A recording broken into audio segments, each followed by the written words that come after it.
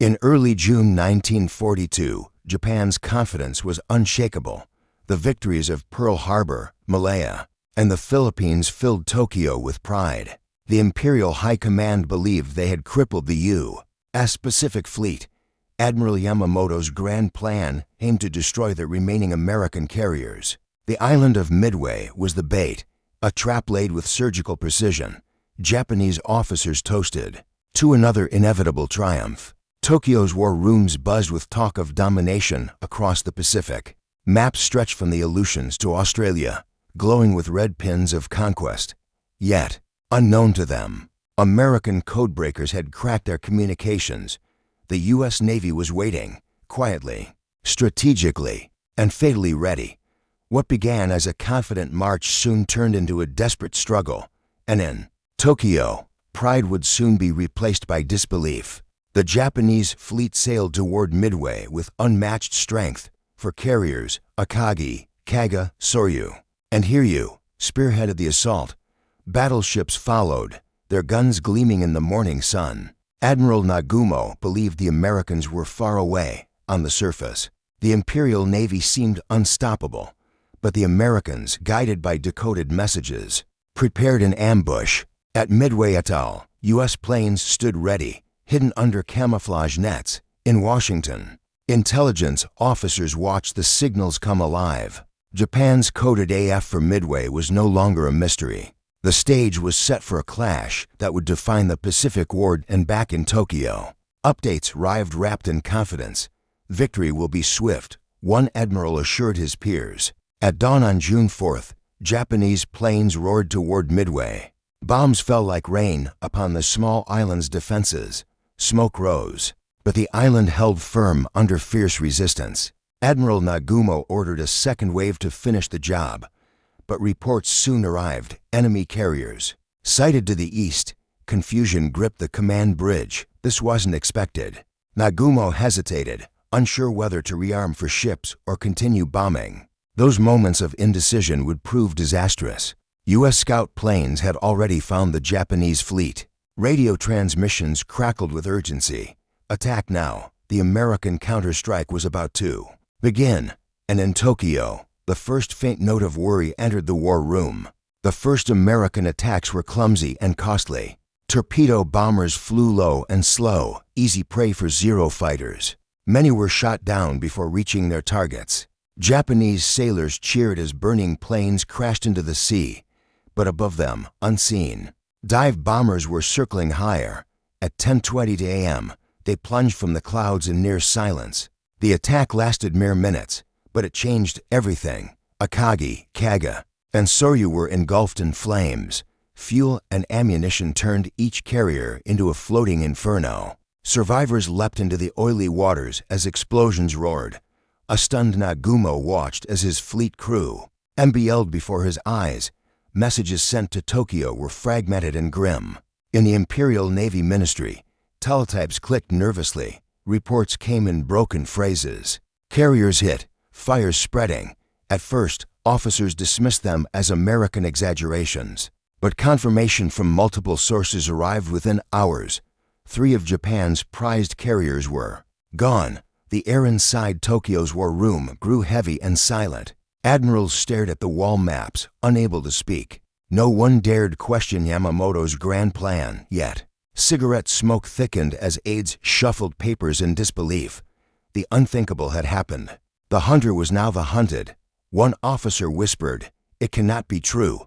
But by evening, the reality was undeniable. Aboard his flagship Yamato, Admiral Yamamoto received the news. The radio operator's voice trembled as he repeated the report. Yamamoto closed his eyes and said nothing for a full minute. Then, calmly, he ordered, "The fleet will withdraw." No anger, no shouting, just quiet acceptance of disaster. He knew the meaning of this loss. Japan's momentum was broken. For carriers gone meant the loss of hundreds of elite pilots, each one irreplaceable, each one trained over years. The sea that once carried glory now carried wreckage. Yamamoto stared at the horizon, his expression unreadable. In his log, he wrote only, "The tide of war has changed." Tokyo received his message like a dagger to the chest. Even as the fleet withdrew, the carrier Hiryu fought on. Her pilots launched desperate strikes, damaging the USS Yorktown. For a moment, hope flickered in the dark. But soon, American bombers found Hiryu's position. The sky lit with fire once more. She was hit repeatedly. Her deck became a blazing furnace, her planes destroyed. The last of Japan's carrier strength sank beneath the waves. Sailors watched in silence as their comrades drifted away. The ocean that had promised empire now swallowed their dreams. Hiryu's loss sealed Japan's fate at Midway. The once mighty Kido Butai was no more. Tokyo now awaited explanations, not victories. By June 6th, the full scale of the disaster was known. Admiral Nagano, the Navy chief, summoned an emergency council. Yamamoto's report was read aloud in a trembling voice. For carriers, 1 cruiser and hundreds of aircraft lost. The room erupted in disbelief and restrained fury. "How could this happen?" shouted one officer. No one dared answer. The truth was humiliation. They had underestimated American intelligence and resilience. The myth of Japanese invincibility had shattered. For the first time, Tokyo's war machine hesitated. The words strategic setback were used, but it was far worse. Japan had lost not just ships, but the initiative. The public in Japan heard only fragments of the truth. Newspapers announced a glorious victory near Midway. The censors worked overtime, rewriting disaster into triumph. But rumors spread among naval families and workers. Too many sons didn't return. Too many telegrams arrived. Whispers in Tokyo's streets began to question official news. Even the emperor received heavily edited reports. But Hirohito sensed the gravity of what was hidden. He quietly requested full details from Yamamoto himself. The answers disturbed him deeply. Japan's advantage was gone. Midway marked the end of Japan's offensive expansion and the beginning of a long, desperate defense. Back on his flagship, Yamamoto sat in his cabin writing. He recorded each ship's loss, each commander's final message. The silence of the sea was haunting. He had warned that Japan's victory window was limited. 6 months of success, he once predicted, then decline. Midway came almost exactly 6 months after Pearl Harbor. The prophecy had fulfilled itself with painful precision. Yamamoto blamed no one, not even fate. He simply acknowledged the enemy had outplayed him. To his staff, he said quietly, "We were defeated by intelligence." In that admission lay the entire tragedy of Midway. Japan's greatest strategist had foreseen his own undoing. When Emperor Hirohito received Yamamoto's report, he read in silence. No advisors spoke. Even the air seemed still. He asked one question: "Can the Navy recover?" The answer came after a long pause. "Not soon, Majesty." Hirohito's expression never changed, but his mind was racing. He knew Japan's dreams of domination had met their wall. He ordered that morale must not collapse, whatever the cost. The defeat was hidden beneath patriotic ceremony. Medals were given, and the dead were called heroes. But inside the palace, Hirohito saw the war's dark future. Midway was the first whisper of Japan's eventual surrender, and he knew the end would be long and bitter. Across Japan's naval bases, grief filled the air. Pilots' portraits were hung with black ribbons. Training schools held silent memorials for fallen heroes. The once proud carrier crews were gone, forever irreplaceable. Younger pilots wept at the thought of their mentors lost. Letters arrived from Midway survivors, scarred and shaken. One wrote, "We were gods who fell like men."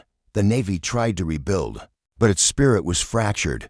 New carriers would be constructed, but without experience. The Americans, meanwhile, were learning and growing stronger. Midway had shifted not only balance, but destiny itself.